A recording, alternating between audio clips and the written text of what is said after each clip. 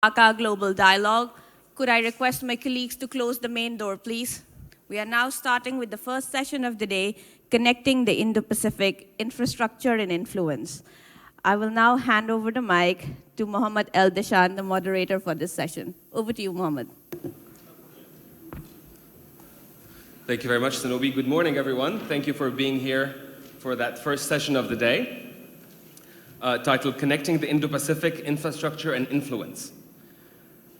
And that session will look at cross-border infrastructure and connectivity in the region. Now, of course, the elephant in the room, as we've heard a little bit yesterday, is that this is not only a matter of economic cooperation, but also it brings some, shall we say, whiffs of competition between diverging plans and diverging perspectives in the region. So with this session and with our august panelists, we are trying to understand two things. First is whether the countries in the region have the institutional capacity to manage such important projects. And second, whether clashes of visions and initiatives are inevitable. And for this, we have assembled an exceptional panel for you. Allow me to introduce them to you. So first, at the very right, I have the Honorable Shahriar Alam MP, State Minister of Foreign Affairs of Bangladesh, and a Member of Parliament representing the Rajshahi 6th constituency. To his left, I introduce the Honorable Mr. Manish Tewari, Member of Indian Parliament for the Anandpur Sahib constituency in Punjab, who has also served as Minister of Information and Broadcasting in the Indian government. To his left again, I introduce Professor Lin Minwang, who is a professor at the Institute of International Studies of Fudan University in China. And Professor Lin has also served as a diplomat at the Chinese embassy in Delhi, which also gives him a cross-country perspective. And then to my right, I'm glad to introduce Her Excellency Mrs. Riva Ganguly Das, who is High Commissioner of India to Bangladesh. A career diplomat, she has served really in New York, Shanghai, and everything in between, as well as the International for Prohibition, at the Organization for Prohibition of Chemical Weapons. So please join me in welcoming our speakers.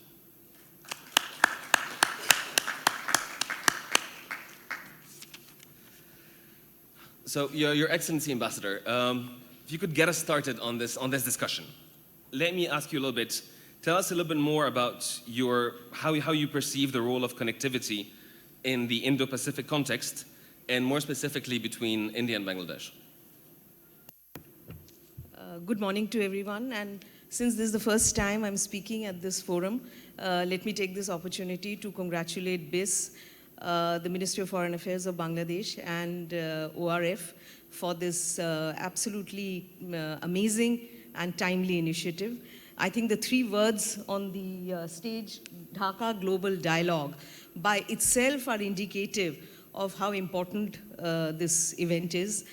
We are having a global dialogue in Dhaka, which again shows the importance of Dhaka, and as some of the speakers said yesterday, it's the most happening place in the world. The story which needs repeating, we've heard it many times yesterday, but I think this is a story which needs repeating, is the amazing growth of Bangladesh, in which India sees a lot of opportunities for itself. And I think across all sectors, Bangladesh has done so amazingly well. So I think it's a very timely initiative, and once again, congratulations to all those who thought of this initiative and who've been able to organize this initiative here. Coming to Indo-Pacific, let me talk about first the Indian perspective of Indo-Pacific. India is a growing economy, one of the fastest growing economies.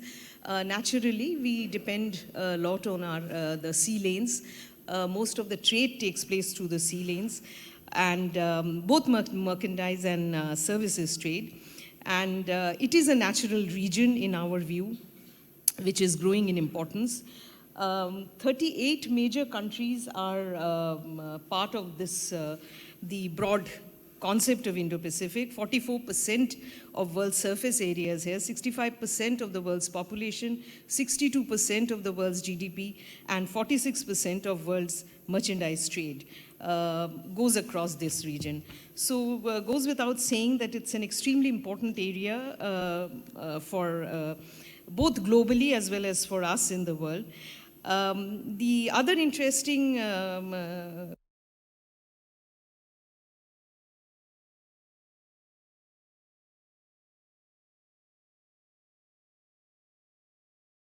club, 12 are in the Indo-Pacific region. And by all projections, by 2033, the trillion-dollar club will have 25 members, of which 21 are going to be in the Indo-Pacific.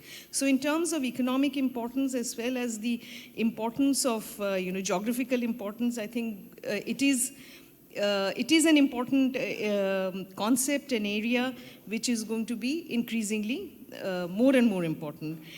For India, the important thing about the Indo-Pacific is that we are looking at a free, open, inclusive order, which is safe, secure, and stable. We're looking at freedom of navigation and respect for the sovereignty of all in the region. It is not a strategy, it's not a club, it is not a grouping. India believes in an inclusive Indo-Pacific, which is not exclusive in any way. And this inclusive idea assures the interest of the region, those who are in the region, and again, assurance of a stable, secure architecture based on cooperation, based on international law, based on respect and adherence to rule of law. ASEAN is very central to India's thinking on Indo-Pacific.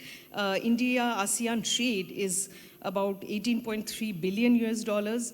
If we look at the IORA countries are also, that's also very central to our thinking of the Indo-Pacific, where our trade is in the region of $105 billion.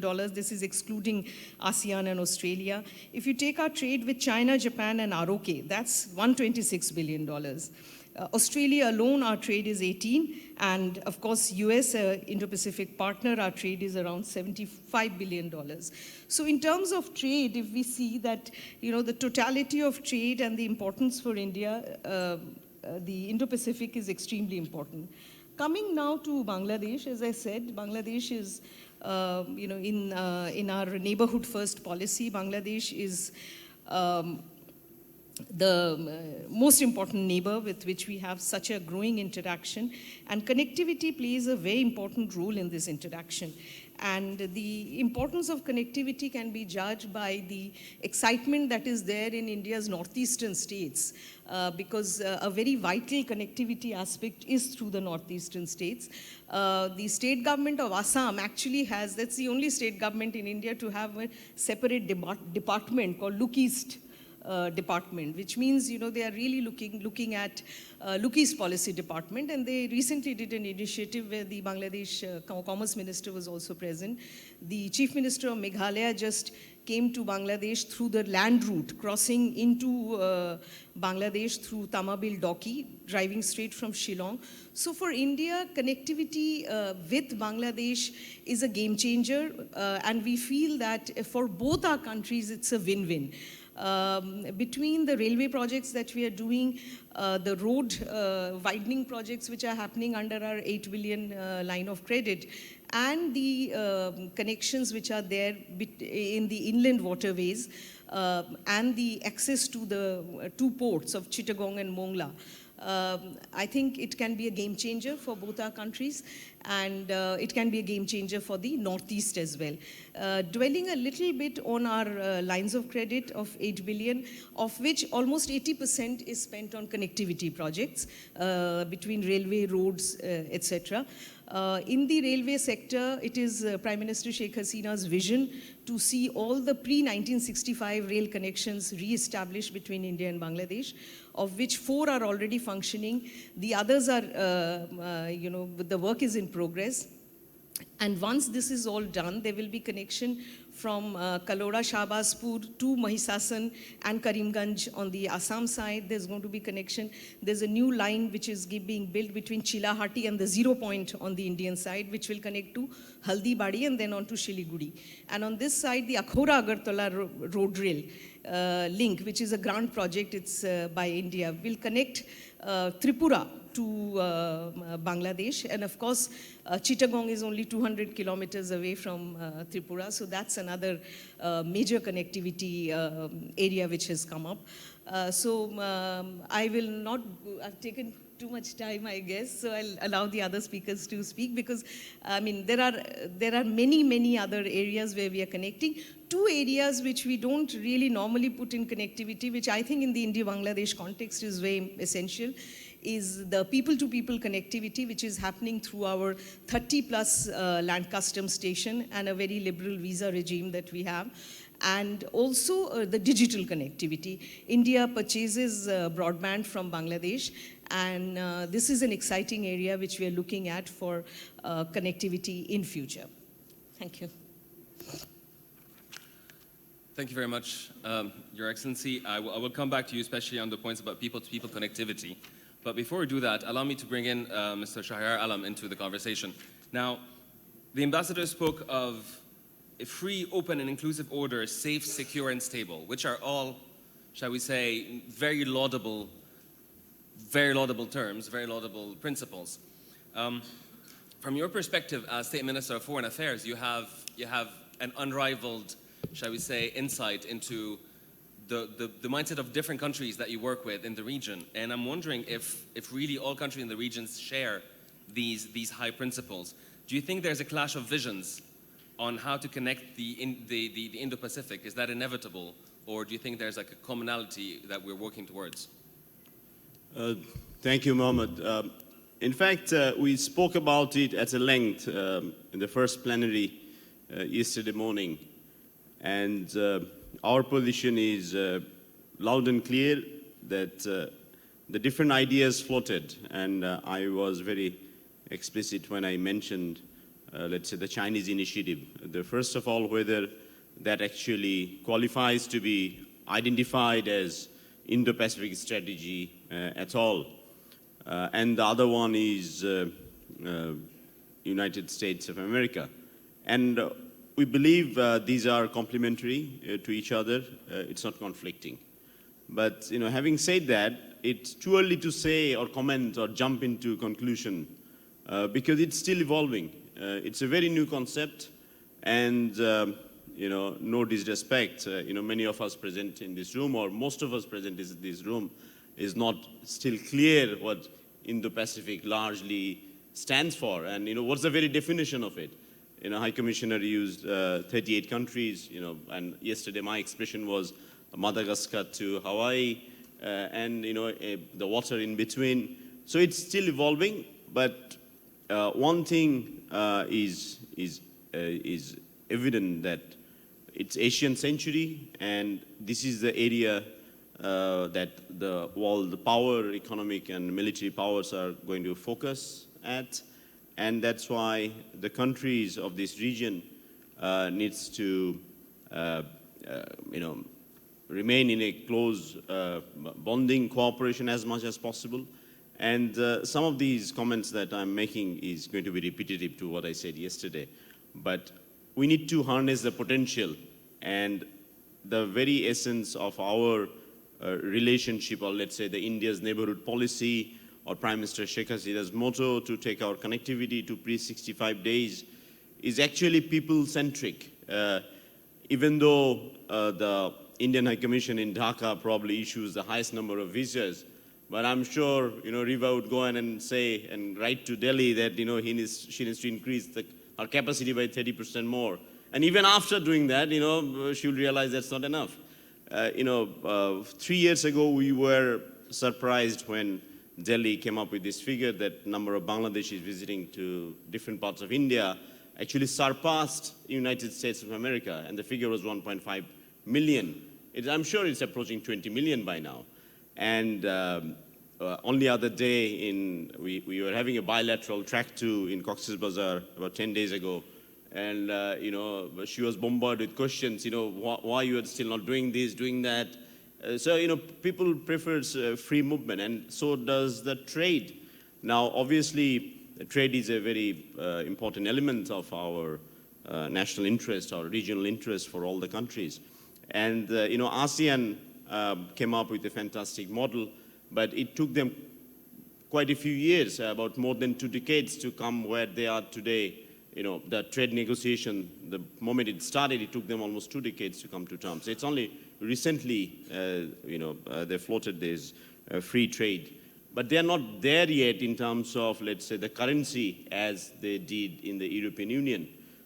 And here I'm only talking about a handful of countries, not 38 countries or 44 countries in the Indo-Pacific. So, the potential is there, and we must not lose focus. And when I say we must not lose focus, that we shouldn't get confused with the different ideas floated by different countries. And the principle, even if I take the US example, the objectives are good, and it will help countries to prosper. And also at the same time, the BRI initiatives are of interest to many countries, and we see potentials. But as much as we see, probably our other neighbors don't see it to be an effective tool. But the country who is committing towards these policies and principles needs to align or consider their domestic demand, their objectives and national interest, and also the world order at the same time. So we need to talk about it much more, and it's fantastic that we kind of probably dedicated 4 different sessions in this first ever Dhaka dialogue to talk about Indo-Pacific alone. And yesterday evening, we talked about maritime connectivity. But free movement of people and services and goods are key elements for the region to prosper. And within these, it's easier saying than done, that free movement, there are so many other issues, irregular migrations and all that, illicit trade, piracies.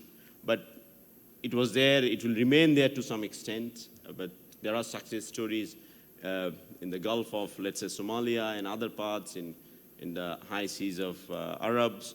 But in our region, Pacific and Indian Ocean is reasonably safe from all those negative elements. So we need to harness our potential and increase our cooperation. But at this point of time, it's taking on a more bilateral basis. More and more countries are opting for FTAs or PTAs. And as I said, we'll be looking forward to a day when ASEAN will open its door again. But one thing that some other countries, India, Bangladesh, Nepal, Bhutan, Myanmar, the Bay of Bengal initiative for multi-sectoral and technical cooperation, BIMSTEC.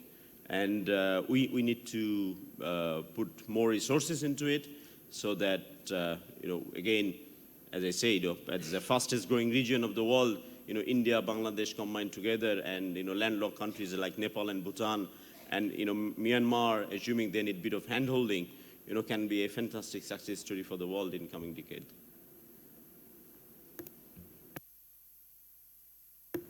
Excellent. Thank you very much, Minister.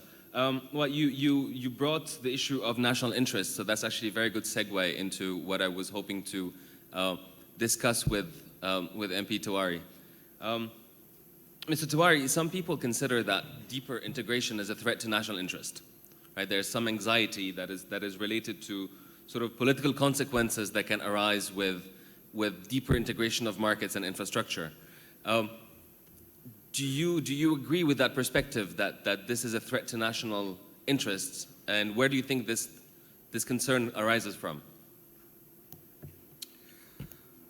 Well, first of all, allow me to thank the Observer Research Foundation, the Ministry of Foreign Affairs of the Government of Bangladesh, and all the other people who've decided to jointly sponsor the Dhaka Global Dialogue. It's a privilege to be here. Exactly 3 days back, I was at a place called Dera Baba Nanak in Punjab. That's from where the corridor to a Gurdwara in the Narowal district of Pakistan, which is called Sri Kartarpur Sahib, actually starts. That Gurdwara is extremely important for all Punjabis, especially Sikhs, because the founder of the Sikh faith, Guru Nanak Dev, whose 550th birth anniversary is today, spent the last 18 years of his life out there. And as we crossed the Indian border and we got onto that corridor, there was this barbed wire fence on both sides. And you had people on horses patrolling. And we went to the Gurdwara and paid obeisance. And I kept thinking to myself that 70 years back, some silly man called Radcliffe actually drew a line on a map which actually decided to separate two people. And there was a lot of bloodshed which took place. In fact, the partition of India actually had two casualties in the form of Punjab and Bengal. And then a couple of decades later, the will of the people of Bangladesh actually decided to redraw the map of South Asia with a little help from our side. So therefore, if you look at things in a slightly larger perspective, I think we need to shed these narrow prototypes of nationalism. We need to look at the world from a broader perspective. And I think South Asia really owes it to itself, and I'll come to Indo-Pacific later, that we are home to 2 billion people. We have challenges of poverty, we have challenges of malnutrition, we have challenges of human development, challenges that we are responsible for. And over and above that, we also owe it to the succeeding generations that the baggage of history should not be passed on to their shoulders. So therefore, under those circumstances, anything which connects, anything which allows the free movement of goods and people from the borders of Iran right till the borders of Thailand is something which we should embrace, which we should welcome. And if the 21st century is going to be the Asian century, and South Asia is going to be the economic driver of that Asian century, I think we need to liberate our mindsets. And we need to sort of look at all projects which bring about infrastructure, which bring about connectivity, which help in poverty alleviation from a positive perspective. Since I have the advantage of speaking for myself, since High Commissioner has spoken for the government of India, and I'm not speaking for the Indian National Congress, whose spokesperson I am and have been for the last 11 years, I speak entirely for myself. When the Belt and Road Conference was convened in Beijing in 2017, I was perhaps in the minority of one who actually wrote a piece in the Indian Express saying that we should have gone for the Belt and Road Conference. And the reason why I said that is, yes, we have reservations about that part of the China-Pakistan economic corridor, which passes through territory which is illegally held by Pakistan. But, you know, that's also something which is a reality going back to the Karakoram Highway. And it would have been in our interest to actually articulate our position in Beijing rather than keep away. And so therefore, if the Chinese decide to build a road, or the Chinese decide to build connectivity, because Mao or Deng in 1976 declared that it is glorious to be rich, and the Chinese have made a lot of money over the last 3 decades, and if they decide to kind of spread the money around, I don't mind driving my truck on a Chinese road, you know, as long as it brings bread and butter to my family. So under those circumstances, I think we need to complement all connectivity and infrastructure initiatives, especially at a point in time when the preeminent hegemon of the world, or the preeminent outside balancer of power, the United States of America, has decided to gut all multilateral arrangements completely, from the North Atlantic Treaty Organization to the World Trade Organization, and all the multilateral constructs which were built over the past 7 decades. I think it provides a unique opportunity for India, for China, for South Asia, for the larger ASEAN region, to sort of shed the baggage of history, look ahead, and always keep in mind the responsibility we have to the 2 billion people who inhabit our part of the world, to give them a much better life, a much better deal than we possibly got from the generations that preceded us. Thank you very much for that. But with your permission, allow me to push back on a point, if you don't mind. I share your perspective of openness, and I think most people in the room do as well. But you also acknowledge that you use the term that we must shed the narrow prototypes of nationalism. So I believe you acknowledge that there are people who also are looking at this from a more national interest, from a fear perspective, right? Outside, of course, perhaps outside of this room. But what do we say to the people who are sort of challenging nationalism versus openness? Look, it's not unnatural. Westphalian states do happen to look at countries in a physical construct. This is the reality of Westphalia. But juxtapose it against the world that we live in. The internet was perhaps the most audacious experiment in anarchy, and it has succeeded. It represents the largest ungoverned space on planet Earth. Facebook, which is your sponsor, is a country in its own right. So you have Facebook lands, and you have Twitter lands, you have Instagram lands, you have WhatsApp lands, which do not respect territorial sovereignty at all. In the world which we are going to inhabit in the future, or our children are going to inhabit, is a world in which physical states will have to coexist with virtual states. So therefore, if you are going to be still stuck in a Westphalian construct which emanated or ended a 30-year war in 1648, well, then God help us. Excellent, thank you very much. Professor Lin, you've been very patient, and we are very much looking forward to hearing from you. So if you could please share a little bit more about the Chinese perspective on sort of the current geopolitical competition.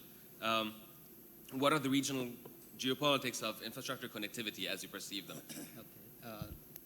Thank you, Chair. And also, I would like to take this opportunity to thank the organizer for inviting me to be here.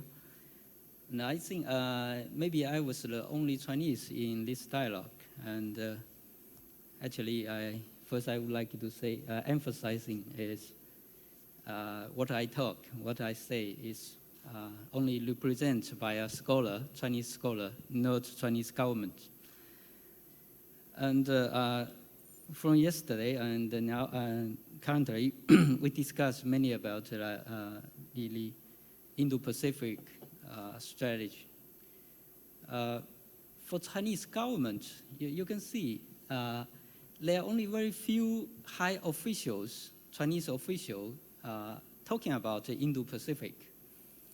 I remember only Chinese Minister of Foreign Affairs, Wang Yi, has mentioned about this concept twice. The first is in 2018 March, when media asked him how does China perceive of the Indo-Pacific strategy. He said, in these new words, there are many concepts appears and then disappears. So he said, whatever you propose, a new concept, you should promote cooperation, and you have to try to unite all the region countries. This is the first time he mentioned about the Indo-Pacific. And the second time is in this year, in July, in Bangalore. Also, the media asked him about the Chinese position towards ASEAN outlook for Indo-Pacific. And he also mentions, he say, China have many common interests with ASEAN countries, and also China, in principle, agree with the ASEAN outlook. Because he say for China, whatever you put forward, the following principles should be upheld. The first is you should focus on Asia and East Asia without affecting the existing cooperation mechanism. The second, he said we should focus on cooperation and consensus, and without engaging in geography confrontations. And the third, he said we should focus on openness and inclusiveness without forming factions. I think this is Chinese government position. And for Chinese scholar, I can say generally we put a big question mark on the Indo-Pacific. The first is why we need a new concept. You know, when the first time Japan Prime Minister Abe has proposed this concept for common Chinese scholars, it reminds the concept which were proposed by Japanese government.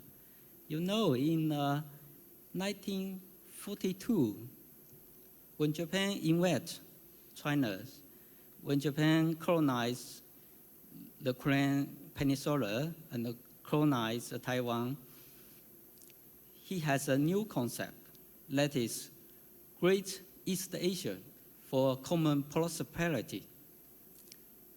So Japanese government proposed Indo-Pacific strategy. We don't think this concept is a natural geography concept. It's a constructed concept. So we are suspicious about the concept, why we need it. The second question, I think,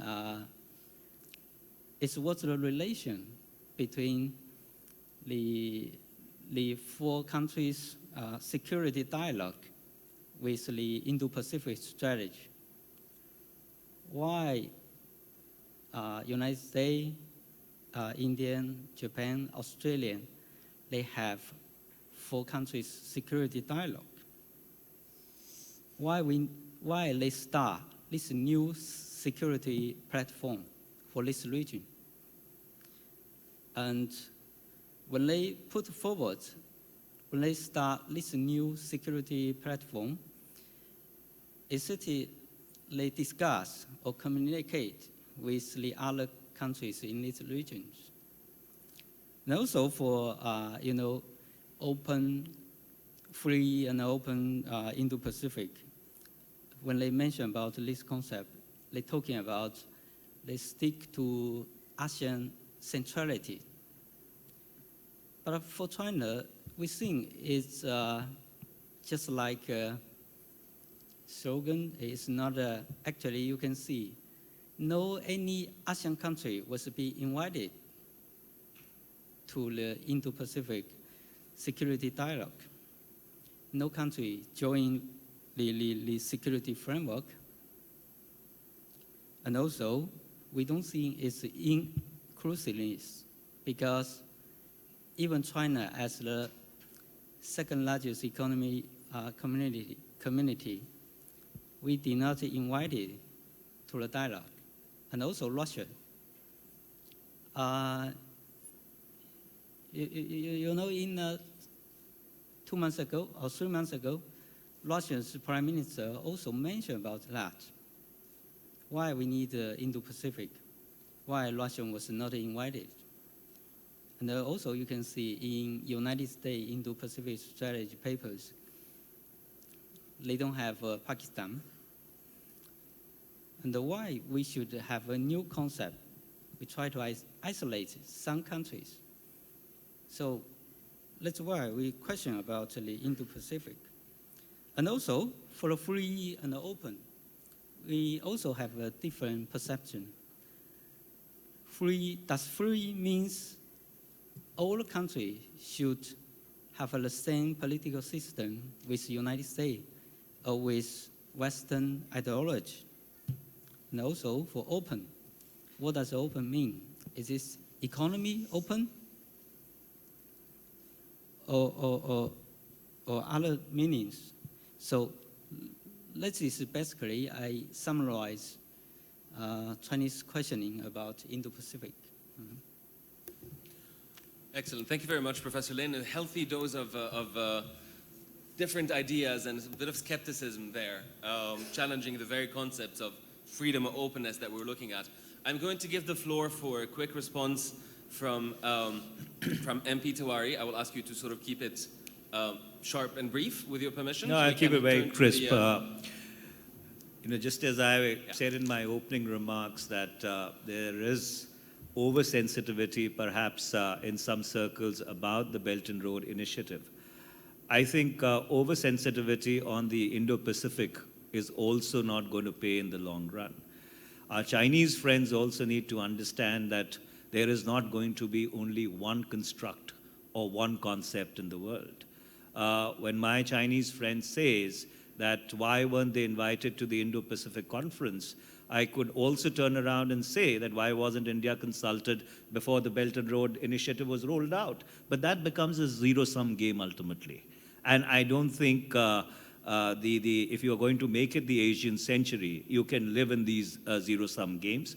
There will be an Indo-Pacific, there will be a Belt and Road Initiative, whether we like it or not. There will be other construction concepts which will come up, and they'll have to cohabit with each other. And so therefore, people who lead countries, those who consider themselves to be statespersons, need to be a little more enlightened and need to sort of step out of the old and into the new and really look as to how we can integrate all these different concepts and constructs in order to make the lives of people in the Asian continent better than what they are.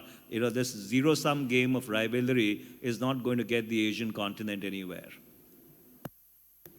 Thank you, Mr. Tewari. We have 15 minutes left, so I'm going to turn to the floor with your permission, and I will ask, I know there are a lot of questions, I will ask people with questions to kindly stand in front of one of the 4 mics that are across the room. There's one here, there are 2 on this side. I will take... These gentlemen spoke yesterday, give the floor to others. Very well. Well, I will take a couple of questions, and then we will turn to the room and turn to the panelists for their responses and concluding remarks. I will ask people asking questions to please introduce yourselves, keep it brief, and as we say, a question that ends with a question mark, and that is not a comment. So I will ask this gentleman here, and then these 2 gentlemen here. Sir, if you could please, the mics I think will not be, are stationary, so if you could kindly go to one of the mics. So I will ask you, sir, to please keep it brief, and please introduce yourself first. Thank you. I am Alhaj Mohamed Fazlul Haq. I'm Vice President of Asian Youth Council and Chairman of the Jatiya Tarun Sangh, the National Youth and Social Council of Bangladesh. Thank you, Mr. Moderator and the panelists. When you think about infrastructure and influences of the people, my question is how you can utilize the maximum utilization of local available resources for our development, either in Bangladesh, in other countries, and how you can utilize the experience of the elderly people, the retired people, to influence the young generation for future development. Thank you. Thank you very much, sir. The gentleman to my right here. My name is Farooq Subhan.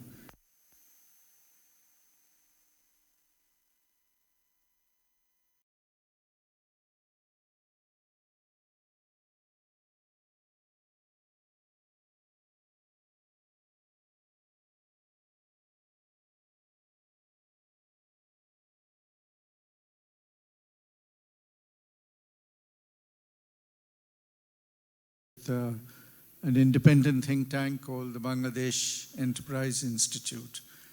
Listening to the panel, it would appear that one key takeaway is the need for some degree of, if the right word is cooperation or complementarity between these 2 initiatives that are on the table, the BRI on the one hand and the Indo-Pacific strategy on the other.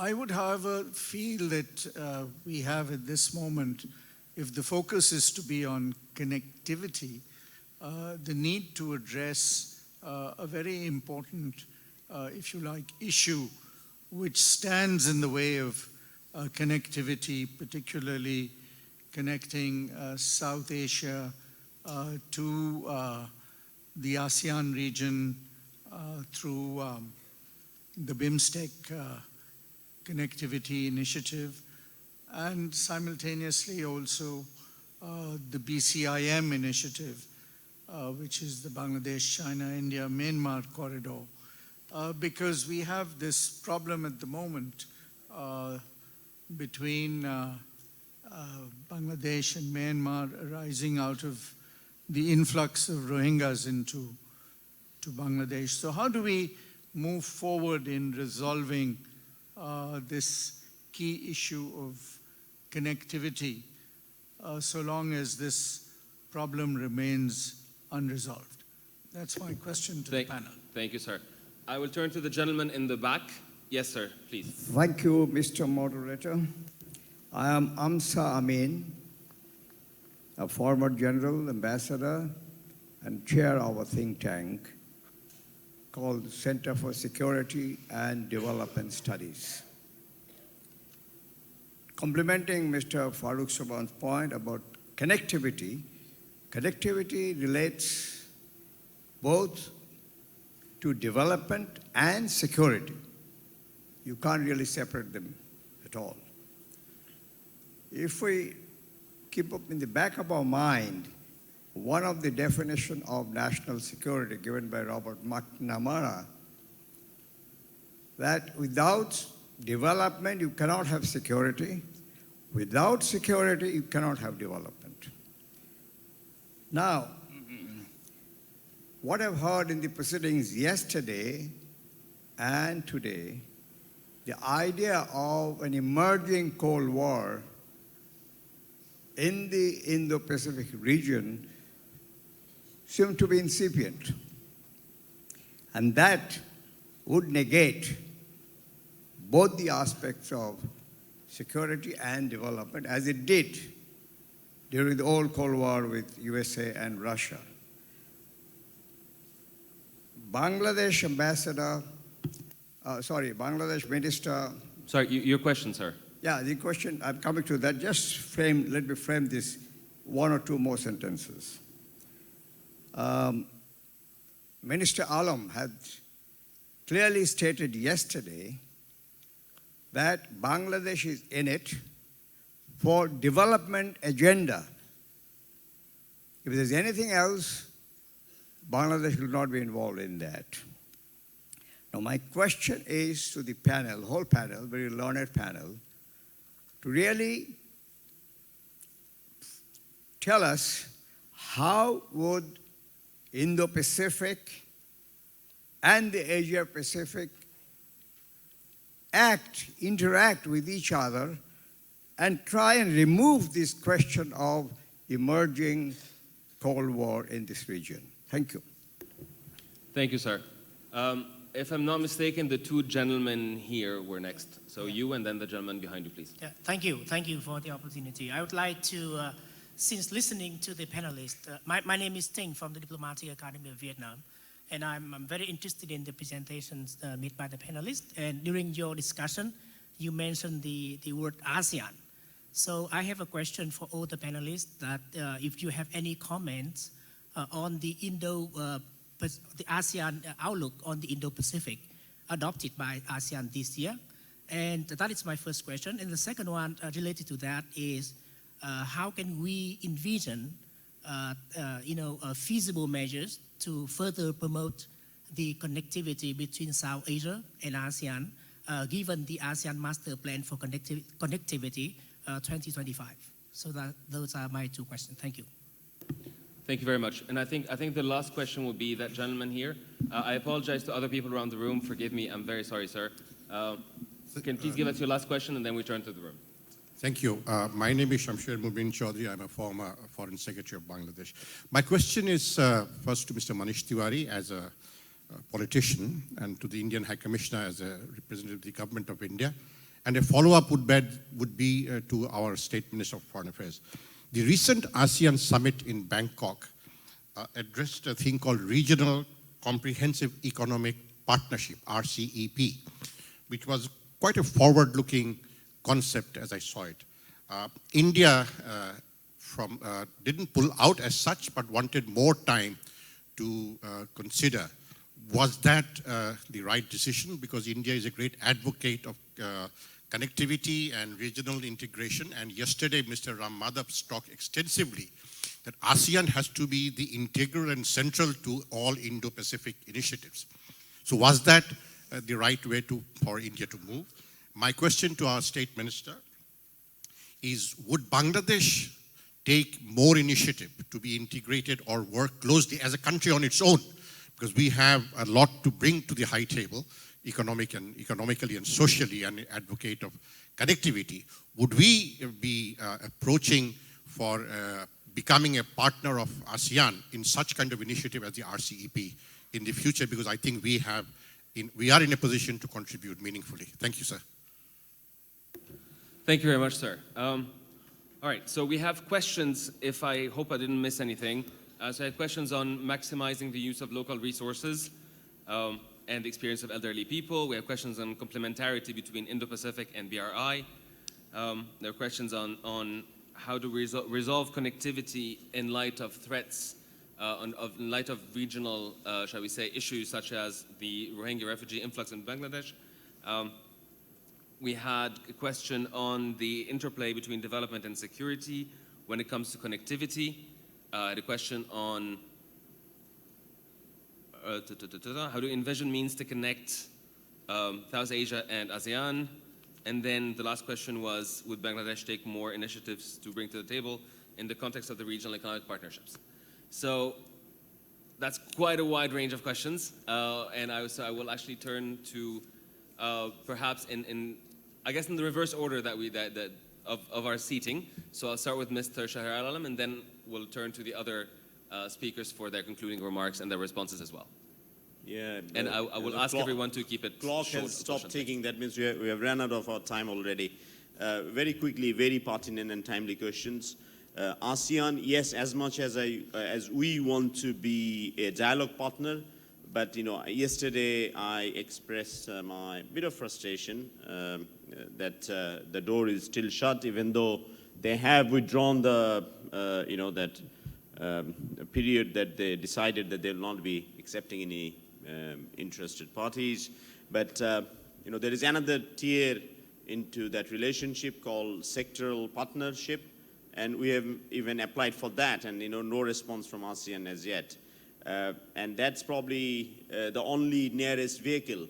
But we are talking about Indo-Pacific, that's still work in progress, and we have different versions, no clear definition, let alone any authorities as such or any organizations as such.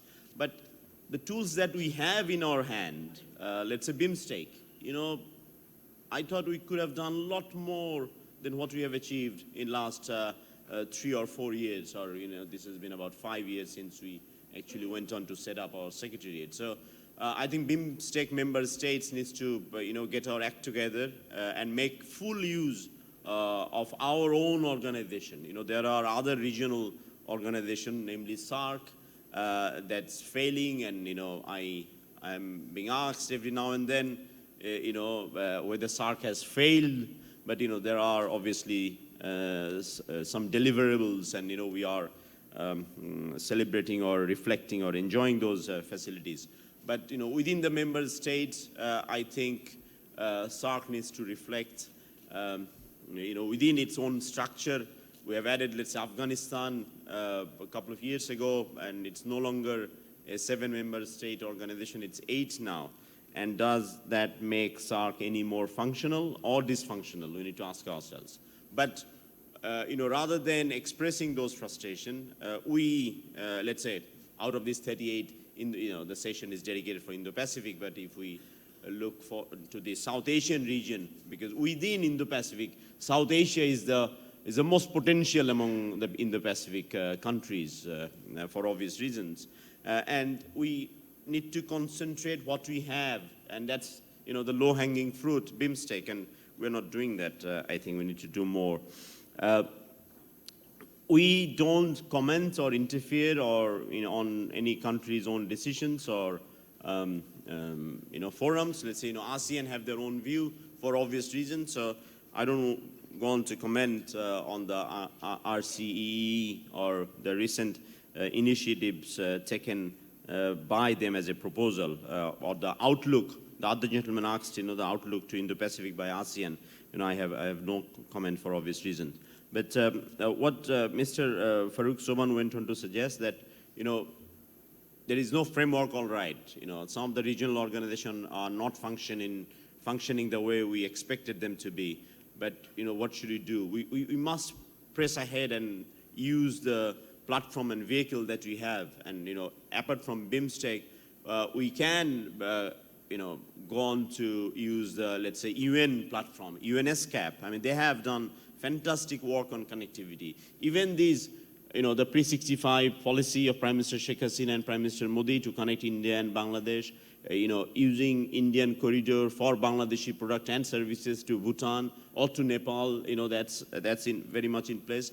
But these are something that was placed and launched by UNSCAP ages ago, but the political leadership in subsequent government in various countries actually failed to truly realize the potential of connectivity. So it's very important that country, we are discussing about these 38 countries, but even if you get 30 country or 20 country to accept something, you'll see other 10 countries are opposing that idea. And that is how our grid connectivity from SAARC miserably failed, because Pakistan didn't deliver when they promised that they will during this Nepal summit. So it's very important, the country's leadership of these member countries. Thank you, Shahriar Alam. Mr. Tewari. Yeah. I'll take the question with regard to the quintessential conundrum about security and development. And with great respect, I would just say that it's a complete non sequitur. One does not follow the other. And if you just have to look towards the European experience. Europe destroyed itself not once but twice over. First in the First World War, then again in the Second World War. And look at Europe today. You can drive across Europe without knowing as to which country that you are in. It's a different matter that the European Union has its own issues, that it became a financial union without becoming a monetary union, but that's a matter of detail. If you look at the large picture, you really have a model, a template, that 70 years back, a devastated continent was able to come together, put everything behind it, and really sort of progress and become a 550 million people economic powerhouse. And I think that's the model which South Asia really needs to develop. On the RCEP question, look, India is not against multilateral trading arrangements. India is a big supporter of multilateral trading arrangements. But there were certain concerns which certain sections of the Indian industry had: agriculture, dairy, automobiles, I can go on with the list. And so therefore, perhaps India needs a little more time to negotiate so that we could, reflect our concerns, articulate our concerns. So I don't think India's decision not to sign the Regional Comprehensive Economic Partnership is some act of splendid exceptionalism that we are going into, or isolationism. I think it's just a factor of time. And to the final question about, what can old people bring to the table? I think old people should just retire. They should focus on golf, swim, meditate. And I'm saying that in all seriousness. We run a track too between India and Pakistan. And so you have my kinds and the more distinguished kinds, which Mr. Subhan represents, and we go over the same thing over and over again. And the same subjects are then handled by 25-year-olds. And they do a far, far better job. So if we hand our region over to the 25-year-olds, they'll be able to get rid of all these shalabots of history. So let's retire and go home. Thank you, Mr. Tewari. Professor Lin, the floor is yours. 2 minutes. Okay, thank you. no any specific question for me, but I think for connectivity, I think connectivity is not geopolitical issues, but it has some geopolitical implication for the region. So that's why in this region we have so many connectivity plan or initiatives, such as you're talking about Chinese BRI, and also BIMSTay, and also BBIN, and also Japanese lead some economic corridors. So one suggestion I want to say is that maybe we can work out some master plan for the regional connectivity. I think for Bangladesh and also India should take this lead to work out such kinds of plan, like a ASEAN connectivity master plan. Okay. Thank you, Professor. Madam Ambassador, thank you for your patience. Please. Thank you. I'll be very short because I think we are running out of time. First, I just would like to clarify. I don't think BRI and Indo-Pacific are on the same things at all, because BRI is specific projects. In Indo-Pacific, it is not driven by a country, or there are not a long portfolio of projects or a menu of projects in that sense. Indo-Pacific is an understanding of what we believe is a natural, both geographical and a construct. And so they are, it's not, we cannot really equate the two. And basically Indo-Pacific is for, I don't think there should be any, sort of contest on the fact that Indo-Pacific is an open, we are looking at rule-based, open, respectful of sovereignty of the nations which are there. And the fact that Indo-Pacific is a loose sort of concept is evident by the fact that every country is defining its own concept of Indo-Pacific. The ASEAN has come up with its own idea of Indo-Pacific. And certainly from our perspective, we don't see the Indo-Pacific as dragging any of the partners into geopolitical contestation. That's not what Indo-Pacific is about. Second point I thought I'll mention about is that, local resources, and of course local resources is at the heart of what we do in connectivity. And here I will take a second and just mention about a very unique, experiment between India and Bangladesh, which has been very successful, which is the border hearts. We share a very long, 4,900 plus kilometer of land boundary. And within the land boundary, there are now, the plan is to have 6 border hearts, of which 4 are already operational. So these are border hearts, which by definition means that communities come together and trade in local resources. And this, not only economically empowers local communities, but also brings goodwill and, understanding between our countries. And there are 12, a total of 12 such border hearts are going to come up. On the question of connectivity within, the ASEAN point, I would like to mention that, there are initiatives being taken, and it's not as if initiatives are not being taken. Both BIMSTEC overlaps between the South Asian region as well as ASEAN. And there is an interesting program of the called SASEC, which brings together Bangladesh, Bhutan, India, Maldives, Myanmar, Nepal, and Sri Lanka. And this is driven by the Asian Development Bank. It's an excellent project in which 55 projects have actually been implemented at the cost of $12.5 billion. So it is not as if nothing is happening. These are very good initiatives which are taking place. Of course, this way of thinking is new to us in this region. And we are absolutely very hopeful of the future in this regard. Let me just mention about BBIN, the Bangladesh, Bhutan, India, Nepal, motor vehicles agreement. And once that is through, which is progressing very well between India, Nepal, and Bangladesh, We are looking at, reduction of transportation costs, reduction of handling cost, and also multimodal transport between the region. So these are all excellent initiatives. And in my initial intervention, I forgot to mention about waterways. I think the use of inland waterways between India and Bangladesh holds tremendous promise, and this is really very, very empowering and as well as exciting for all our northeastern states in India. Thank you very much. Thank you very much. It's a vast subject. We could probably stick around for another couple of hours.